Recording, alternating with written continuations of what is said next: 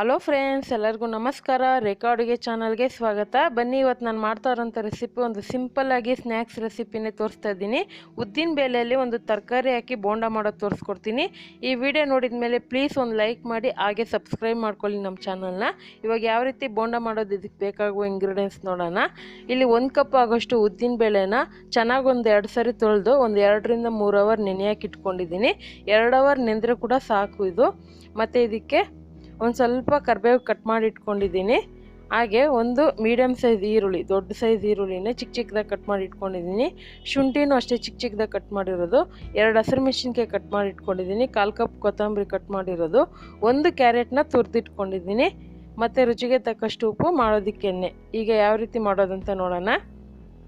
ಮೊದಲಿಗೆ ಒಂದು ಮಿಕ್ಸಿ ಜಾರ್ಗೆ ಒಂದು 2 ರಿಂದ 3 ಅವರ್ ನೆಂದರೆ ಸಾಕು. ಇದನ್ನು ನೀವು ಸಂಜೆ ಹೊತ್ತು ಟೀ ಕಾಫಿ ಜೊತೆ ಕೂಡ ಮಾಡ್ಕೊಬೋದು, ಇಲ್ಲಾಂದರೆ ಬೆಳಗ್ಗೆ ನಾಷ್ಟಕ್ಕೆ, ಚಿತ್ರಾನ್ನಕ್ಕೆ, ಅದಕ್ಕೆಲ್ಲ ಸೈಡ್ ಡಿಶ್ ಆಗಿ ಇದು ಕೂಡ ಮಾಡ್ಕೊಬೋದು. ತುಂಬಾ ಚೆನ್ನಾಗಿರುತ್ತೆ ಟೇಸ್ಟಿಯಾಗಿ. ಸೊ ಇದಕ್ಕೆ ಉದ್ದಿನಬೇಳೆ ಹಾಕಿ ರುಬ್ಕೊತೀನಿ ಮಿಕ್ಸಿನಲ್ಲಿ.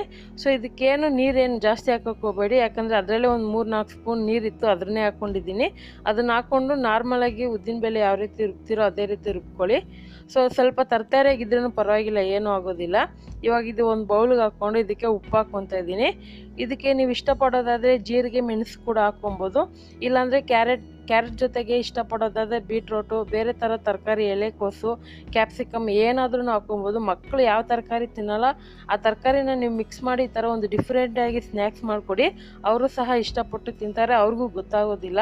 ಸೊ ಇದಕ್ಕೆಲ್ಲನೂ ಹಾಕ್ಕೊಂಡಿದ್ದೀನಿ. ಹಾಕ್ಕೊಂಡು ಚೆನ್ನಾಗಿ ಮಿಕ್ಸ್ ಮಾಡ್ಕೊತಾ ಇದ್ದೀನಿ. ಅಕಸ್ಮಾತ್ ಇದನ್ನು ನೀವು ಕಲಿಸ್ಬಿಟ್ಟು ಬೆಳಗ್ಗೆ ಕಲಸಿ ಮಧ್ಯಾಹ್ನಕ್ಕೆ ಅಥವಾ ರಾತ್ರಿ ಕೂಡ ಮಾಡಿಟ್ಕೊಬೋದು. ಹಿಟ್ಟನ್ನು ಫ್ರಿಜ್ಜಲ್ಲಿ ಎತ್ತಿಟ್ಕೊಂಡು ಮರುದಿನ ಕೂಡ ಮಾಡ್ಕೊಬೋದು. ಸೊ ಇವಾಗ ಚೆನ್ನಾಗಿ ಮಿಕ್ಸ್ ಮಾಡ್ಕೊಂಡಿದ್ದೀನಿ. ಉಪ್ಪು ಖಾರ ಚೆಕ್ ಮಾಡ್ಕೊಳ್ಳಿ.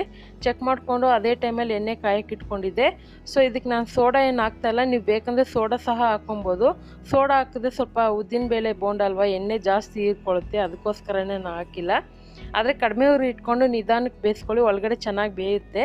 ಸೊ ಇದನ್ನು ನೀವು ಬೇಕಂದರೆ ಉದ್ದಿನ ವಡೆ ಯಾವ ರೀತಿ ಮಾಡ್ತೀರೋ ಆ ಥರ ಕೂಡ ಮಾಡ್ಕೊಬೋದು. ಯಾಕಂದರೆ ತರಕಾರಿ ಹಾಕಿದ್ದೀನಿ, ಆ ಥರ ಶೇಪ್ ಬರೋಲ್ಲ, ಹಂಗಾಗಿ ನಾನು ಬೋಂಡ ಥರ ಮಾಡ್ತಾಯಿದ್ದೀನಿ. ನಿಮ್ಗೆ ಯಾವ ಸೈಜಿಗೆ ಬೇಕು ಆ ಸೈಜಿಗೆ ಮಾಡ್ಕೊಳ್ಳಿ.